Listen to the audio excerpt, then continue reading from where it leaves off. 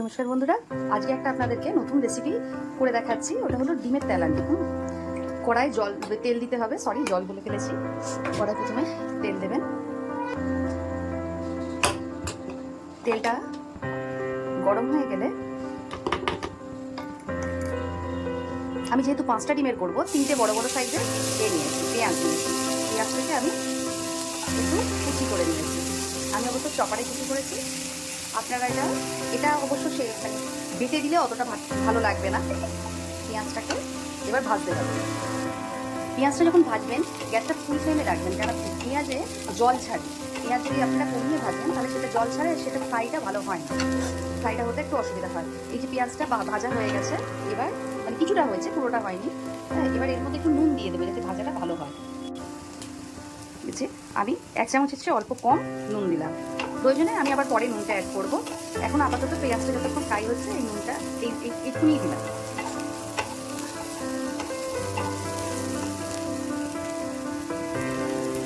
পেঁয়াজটা হালকা ব্রাউন হওয়া পর্যন্ত ভাজতে থাকবেন। দেখুন হালকা ব্রাউন ভাব চলে এসছে পেঁয়াজের মধ্যে। এবার আমি এর মধ্যে কেটে রাখা কিছু টমেটো এর মধ্যে অ্যাড করলাম। এবার আবার এটাকে এইভাবেই ফ্রাই করতে হবে। টমেটোটা ফ্রাই হয়ে গেছে, টমেটোটা যদি ভাজা ভালো না হয় তাহলে একটা টমেটোর গন্ধ হয়ে যায়, কাঁচা টমেটো। সেই গন্ধটাকে দূর করার জন্য এটাকে একটু ভালোভাবে ভাজতে হবে। টমেটো আর পেঁয়াজটা ভালোভাবে মোটামুটি ভাজা হয়েছে।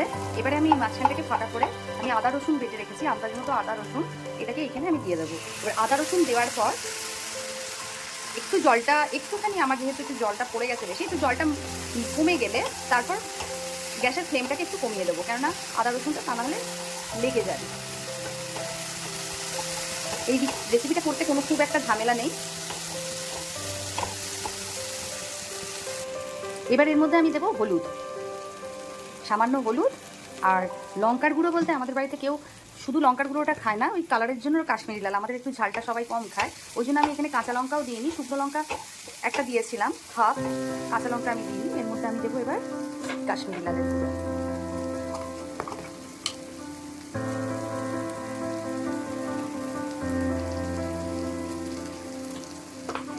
ঝালটা আপনারা আপনাদের নিজেদের মতো করে নেবেন। আর এই মশলাটাকে এবার যখন দেখবেন একটু পুড়ে যাচ্ছে, একটু লেগে আসছে, তখন ওই মিক্সির বাটিটা অল্প ধুয়ে হালকা জল দিয়ে এটাকে মশলাটাকে রেডি হতে দেবো। দেখুন জলটা আস্তে আস্তে টেনে গেছে, তো আমি এই মিক্সিটাকে একটুখানি অল্প জল দিয়ে ওটাকে একটু ধুয়ে এর মধ্যে দিয়ে দিচ্ছি। এখানে একটা আদা সিদ্ধ হয়নি, বাটা হয়নি। সামান্য জিরে ও লঙ্কা গুঁড়ো ওটা এর মধ্যে অ্যাড করব। এবার নুন আর ঝালের ব্যালেন্সটাকে ঠিক রাখার জন্য সামান্য চিনি, আমি তরকারিতে চিনিটা খুব একটা পছন্দ করি না, সামান্য ব্যালেন্সটা রাখার জন্য অল্প একটু 1 চামচেরও কম চিনি দিলাম। এবার এটা দেখুন হয়ে এসছে, হালকা নিচে হালকা লেগে যাওয়ার মতো হচ্ছে, মশলাটা হয়ে এসছে। এবার যে পরিমাণে জল লাগবে, গ্রেভি যতটুকু রাখবো, ডিমটা তো আমরা দেবো, হ্যাঁ, ডিমটা দিয়ে তো একটুখানি ফোটাতে হবে 5 মিনিটের মতো, ওই জন্য যেটুকু গ্রেভি লাগবে সেই আন্দাজে একটু জল দিতে হবে এটার মধ্যে।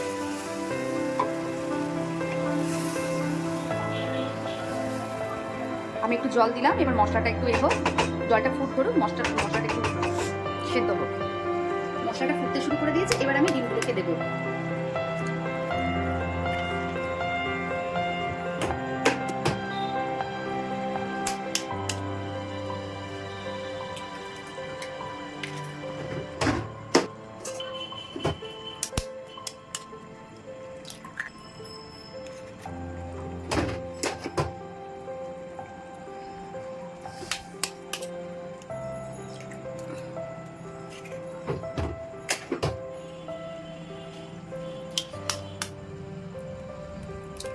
আমি 5টা ডিমে করছি, ওই জন্য 5টা ডিম এখানে দিলাম।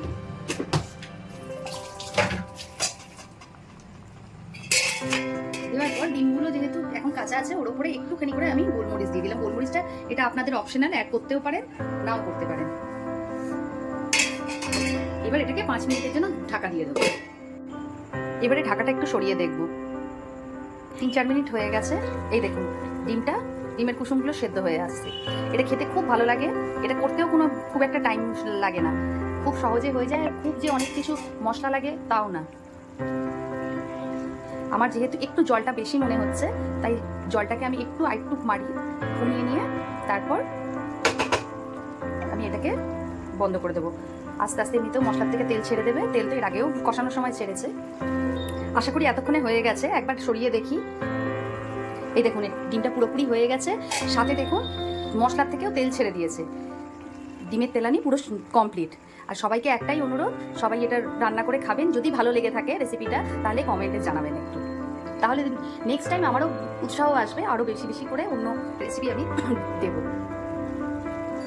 রান্নাটা পুরোপুরি কমপ্লিট। টাটা, ভালো থাকবেন, গুড নাইট, শুভরাত্রি।